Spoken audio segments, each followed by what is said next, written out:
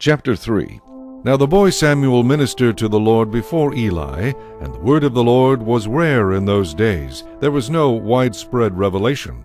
And it came to pass at that time, while Eli was lying down in his place, and when his eyes had begun to grow so dim that he could not see, and before the lamp of God went out in the tabernacle of the Lord, where the ark of God was, and while Samuel was lying down, that the Lord called Samuel.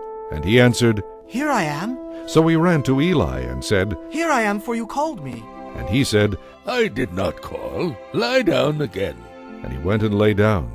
Then the Lord called yet again, Samuel. So Samuel arose and went to Eli and said, Here I am, for you called me. He answered, I did not call, my son. Lie down again. Now Samuel did not yet know the Lord, nor was the word of the Lord yet revealed to him. And the Lord called Samuel again the third time. So he arose and went to Eli and said, Here I am, for you did call me. Then Eli perceived that the Lord had called the boy. Therefore Eli said to Samuel, Go, lie down, and it shall be, if he calls you, that you must say, Speak, Lord, for your servant hears.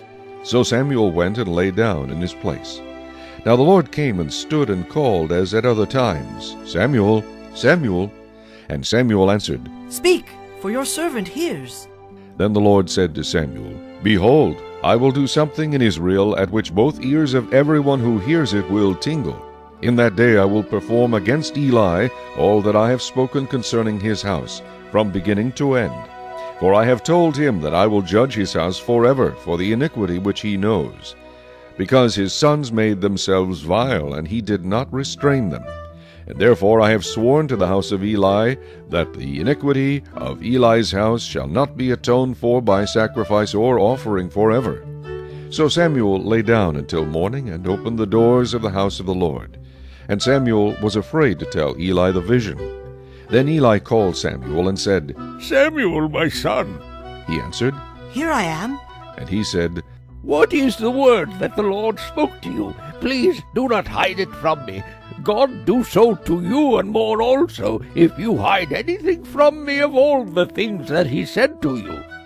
Then Samuel told him everything, and hid nothing from him. And he said, It is the Lord. Let him do what seems good to him.